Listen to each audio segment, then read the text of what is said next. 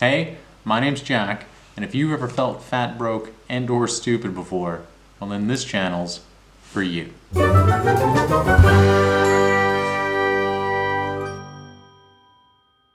Start. Yeah, we're going? You don't have to throw it anymore. Today, Nice. we would like to introduce you to Side Hustle by Chris Guillebeau. And this is the first of 3 books by Chris Guillebeau that I've read already, and I really enjoyed it. And the first thing I'd like to do is define side hustle, as the book does. And a side hustle is basically a money-making project that you start on the side, usually while you still keep your day job. And side hustles are kind of a big thing. You'll see tons of YouTube videos on the top 10 side hustles of 2019 and top side hustles for making $1,000 a month and all these sorts of things. And people are making these videos because, quite frankly, everyone should have a side hustle. In fact, this book helped inspire me to start Fat Broke Stupid and the YouTube channel and my website and all of the things that I'm doing related to it. So thank you, Chris Guillebeau and Side Hustle, for that inspiration. Now, a side hustle and a hobby are not the same things. And I love this distinction in the book, in that a hobby is something that doesn't make money, and a side hustle actually makes you money. And that's a very important point that you need to remember moving forward, is that a side hustle will actually make you money. And if it doesn't, well, you probably need to find a new side hustle. Now, everyone should have a side hustle. I can't stress this enough. Everyone should have a side hustle. And some of the reasons for that are: making money for yourself is really a transformative experience. And I know I've worked for other people pretty much my whole life. I've collected my paychecks, I've worked really hard, and that's been great. But if you can make money for yourself, that's really special. And everyone should experience that for themselves too. Having a side hustle also means that you are in control of your finances and the money coming into yourself and your household. And that's really important, especially in today's day and age, when job security maybe isn't 100% and prices are going up and everybody's broke. And being in control of your money is such a wonderful feeling. And the day that I get there, I'm sure I'll let you know how great it is. That being said, having a side hustle is also a form of job security. Let's say you have a job and everything's going great, and then one day you lose your job. Well, if you have a side hustle, you'll at least have a means of generating income and supporting yourself until you right the ship and things go back to normal. As far as starting a side hustle goes, it's actually a lot cheaper than people might think. In fact, I started everything that I'm doing for about $100, which is nothing when you think about business startup costs, right? If you want to start a restaurant, how many thousands of dollars do you need to rent a space and get all the equipment and start hiring people? It's astronomical, and it's really intimidating. I heard a stat somewhere that the average startup costs for a business are about $30,000, which is also about the average amount of money that somebody makes in a year, which means, starting a business is really hard. So if you can start a side hustle for $100, $200, $500, why not? Give it a shot. And side hustles can take up a lot less time than you might think as well. It doesn't have to be a full-time job. It can be something you do for a couple of extra hours a week, a couple of extra hours a month, whatever it is. If you've got a side hustle and you're generating some income, you can control the amount of hours that you're putting into it as well. So for all those reasons, everyone should have a side hustle. Now, the most important key concept from the book is that side hustles are all about taking action. It's not about thinking yourself to the grave. It's not about pondering idea after idea or thinking about new ideas all the time. It's just about doing something. Get an idea, try it out. If it works, great. If it doesn't, try something else and keep doing that until you find something that works. But if you don't take action, the side hustle will never begin in the first place. So, key concept. Side hustles are all about action. One of the things I like about this book is that he breaks down the actions that you can take on a day-by-day basis. For 27 days, he has the steps that you can do on each day to start your side hustle. Now, I won't go through each of the 27 days in this video. I'll break it down into the weeks. But in here, all the information, step-by-step guide, definitely buy it, give it a read, and check it out for yourself. Now, on the first week, what you should be doing is building that arsenal of ideas. Yes, I know I said taking action is important, but you should take a moment at the beginning and at least get your ideas formulated before you take action.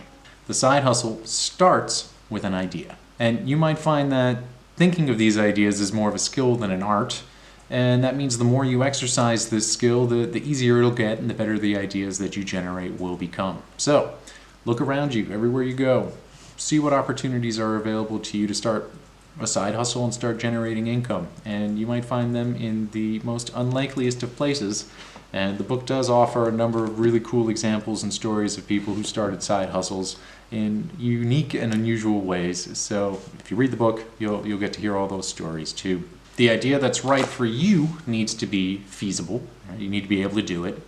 It needs to be profitable, because if it's not profitable, it's not a side hustle, it's a hobby, and you won't be making any money. And it needs to be persuasive. What that means, find out in the book. Now, if you can come up with a next level idea, something maybe that is different from other ideas that are already out there, something, a little bit more special than your run-of-the-mill lemonade stand, that's an idea that you should probably run with and start as your side hustle. At least give it a shot at first. And another thing that you can do during this first week is to make some simple forecasts on what the profitability of this side hustle would be. And by knowing about how much money you could be making if things go well, that'll let you know which ideas are the best ones to start working on, and which ones you should maybe wait for later or scrap altogether. Now, week 2 comes around, you've got your list of ideas. It's time to select the best one for you. Whatever you do, don't save your best idea for last. I know a lot of people do this. I've done it before as well. But whatever your best idea is for you, start with that one and give it a shot. And if it doesn't work, okay, you've still got a whole list of other ideas that you can give a go as well. Remember, no decision is for life. Right? If you start something and you like it, keep doing it. If you start something and you don't like it, stop doing it and do something else as well. You don't have to commit forever when you're doing a side hustle. You can use trial and error, you can experiment, you can stop the side hustle and start a new one. There is no fear of commitment in this particular case. Also, in this second week, once you've selected your side hustle, think about your ideal customer.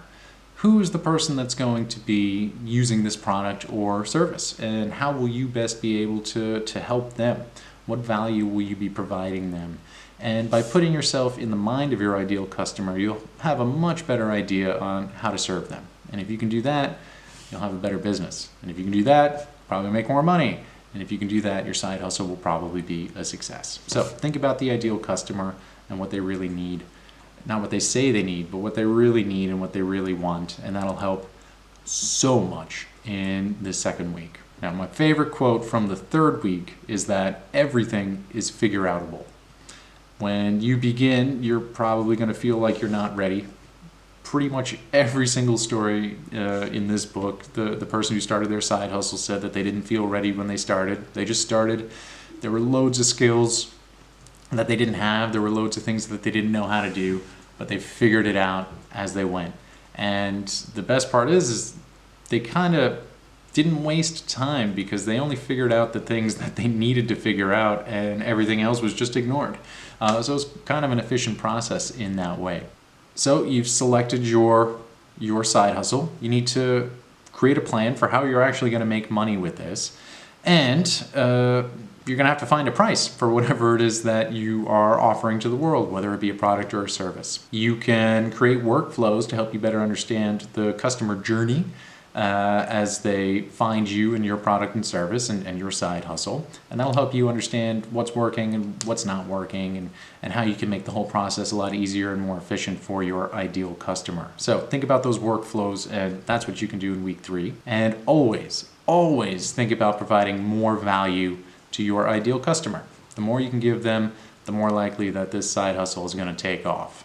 One of the nicer tips that I read in this book is that there's really only 2 things that you need to focus on. The first is providing more value to your ideal customer.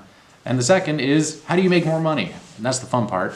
for a lot of people anyway. And if you spend most of your time creating value and figuring out how you're going to make money and less time on other things that aren't really important, your side hustle has a much better chance of being a success. So you can do that in week 3. Now we're in the 4th week, and in the 4th week, you're actually going to launch your product or service, right? Your side hustle is going to become a reality. And my favorite quote from the 4th week is that done is better than perfect. Now, I'm a perfectionist, and I can spend days, weeks, months thinking about something in an effort to make it quote unquote perfect. The problem is I don't actually produce anything or provide anything for the world. And if you can get something done and publish it and offer it out, that's 80% of your abilities, well, you know what, that's a lot better than nothing. You know? So done is better than perfect, and action is the key concept when it comes to your side hustle. Now, in week 4, when you're launching, you're probably not going to feel ready. That's totally normal. Everybody feels that way. Just launch anyway. The sooner you do that, the sooner you will get valuable feedback on whether or not this is working or has the potential to work. Proof of concept, right? The longer you wait and the longer you delay, the more time it's going to take to get that valuable information, and you've just lost time and the opportunity to know if this side hustle will work or if you should scrap it and start something new. Just launch. See what happens. Get it out there. When you're selling your product or service, one of my favorite tips from the book is to focus on the benefits of what you're offering, not on the features. Now, if you don't know what that distinction is, buy the book and find out. It is mind-blowingly simple but powerful and really, really cool for anyone who's interested in learning more about salesmanship. You can also think about offering a deal or a sale or some type of promotion to get people excited about your product, especially at the beginning. And when you do make your first sale, you know, take a moment and celebrate that. Hang your first dollar up on the wall, save your first email confirmation, whatever it is. Enjoy that success in knowing that you have created value from nothing, right? You created it, you're in control of your income, and hopefully there'll be a lot more success coming for you in the future. Now, once the 4th week is done, your product's out in the world, the 5th week and beyond, it is time to regroup and refine. See what's working, see what's not working, make some tweaks here, make some tweaks there, scrap the project altogether if you need to and start everything over from week 1 again. Whatever you need to do, this is the time to do it. And if all else fails, you still got that list that you made in week 1, and hopefully you've had some other new ideas along the way. You can always pick the next idea on that list and start over again. So, everyone should have a side hustle. Action and taking action is the most important thing. And a side hustle is just a hobby until it starts making you some money. So don't forget, it has to be profitable and you have to make money for it to be a side hustle. I really, really enjoyed this book. Really inspiring for me to get started with Fat Broke Stupid. I think it can do the same for you. And Chris Guillebeau has a lot of awesome books, which you can see some of those videos down if you look at my channel. And I wish you all the best in starting your side hustles. And if you want more information about this book and my experience with it, and also a free PDF summary that you can download and keep, go to my website, www.thatbrokestupid.com, and you can get all that for free. Thanks for watching my video, and I'll see you in the next one.